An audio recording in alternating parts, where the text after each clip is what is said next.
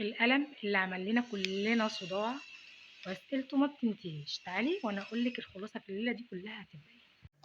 ازيكم يا بنات، عاملين ايه؟ في فيديو النهارده مش هنتكلم عن التطريز، احنا هنتكلم على اداه من اهم ادوات التطريز، القلم الحراري او القلم الجاف ابو استيكه.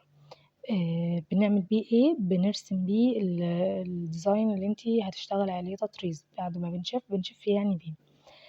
فكرته ان انتي بتقدري انك تشيليه بمنتهى السهوله عن طريق الحرارة. إزاي بقى؟ اللي هو مثلًا لو عندِك استشوار بتشغّليه على ساخن بعد ما بتخلّصي شغلِك، أو حتى لو اتلخبطتِ في حاجة وعايزة تمسحيها بتعمليها بالاستشوار وهو بيروح على طول. طيب أنا مش عندي استشوار، يبقى في طريقة تانية، وهي إنِّك تكوي القماش بعد ما بتخلّصي، أو تكوي الجزء اللي أنتِ عايزة تمسحيه، بيتشال بسهولة جدًا، مع مراعاة إن أنتِ تخلّي بالِك كويس جدًا وأنتِ بتكوي إنِّك ما تزوّديش الحرارة جامد علشان ما تلسعيش القماش أو الخيط. لا عندي ده ولا عندي ده. في طريقة كمان بس هي مش مفضلة أوي عشان ممكن يعني تبوّظ لِك الدنيا، وهي الولاعة العادية بتاعتنا دي، أنتِ ممكن تاخديها وبتمشي بيها بالراحة كده من بعيد شوية علشان بس ما تلقطش منِّك في الخيط أو تبوّظ لِك حاجة.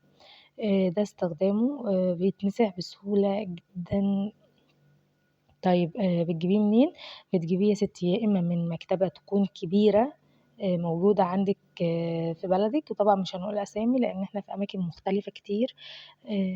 ممكن تجيبيه كمان من عند الراجل بتاع الطراد اللي أنتِ بتشتري منه في العادة، هتلاقيه متوفر عنده.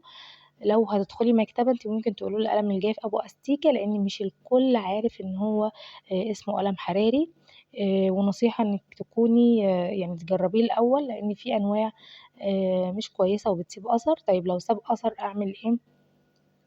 عندِك طريقتين، الأولى إن أنتِ تعيدي تاني بالقلم دوّة على نفس الخطوط وتمسحي في وقتها.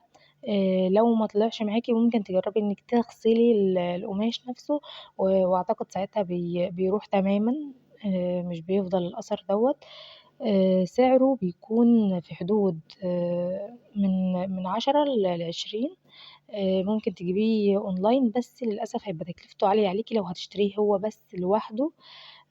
أهم حاجة عايزة تعرفيها عنه إن هو بيخلص بسرعة، فأنتِ لازمًا تحافظي عليه، ولو عايزة تحافظي عليه فأفضل مكان إن أنتِ تحطيه فيه، مش إنِّك تسيبيه برّه.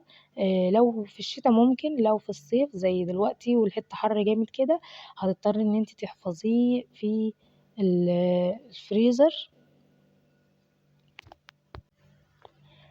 أنا هاوريكِ دلوقتي، أنا هاشغّل المكوة على درجة حرارة مش كبيرة زي ما قُلت لِك، هاشغّلها على درجة حرارة هادية، وهاوريكِ إن هو بيتشال بسهولة جدًا.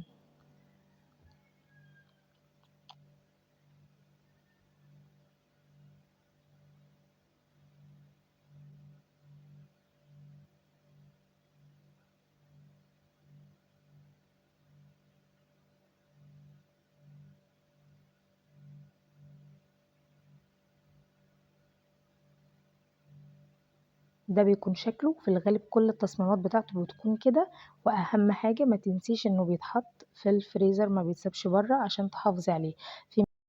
دي كانت كل الأسئلة، ولو عندِك أي سؤال تاني اكتبي تحت.